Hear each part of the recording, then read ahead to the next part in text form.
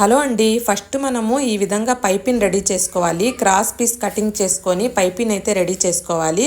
తర్వాత back part తీసుకొని చూడండి, నేను రౌండ్గా నెక్ అయితే కటింగ్ చేశాను.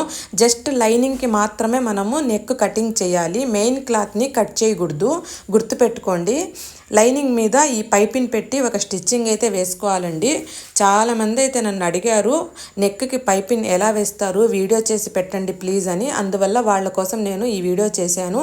తప్పకుండా చూడండి, చాలా ఈజీగా మనము నెక్కి పైపింగ్ వేసేయవచ్చండి. జస్ట్ హ్యాండ్కి ఎలా వేసి కుడతామో అదే విధంగా నెక్కి కూడా అలాగే వేయాలి, అంతేనండి. చూడండి, నేను వీడియోలో చూపిస్తున్నాను కదా, ఎక్స్ట్రా క్లాత్ని కటింగ్ చేసేసాము.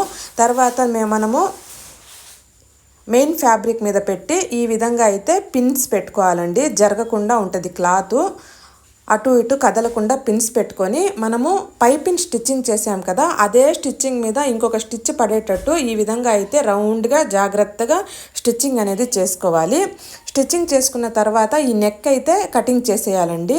నెక్ కటింగ్ చేసేసిన తర్వాత అక్కడక్కడ టక్స్ పెట్టుకొని మనము లైనింగ్ని అయితే ఇప్పుడు తిప్పాలి. చూడండి, ఇప్పుడు మనకు ఎంత నీట్గా పైపింగ్ అనేది కనపడుతుంది. చూడండి ఎంత నీట్గా, ఎంత పర్ఫెక్ట్గా ఉంది కదా. ఇప్పుడు మనం ఈ గోర్తో ఈ విధంగా అయితే లైనింగ్ని రఫ్ చేయాలి.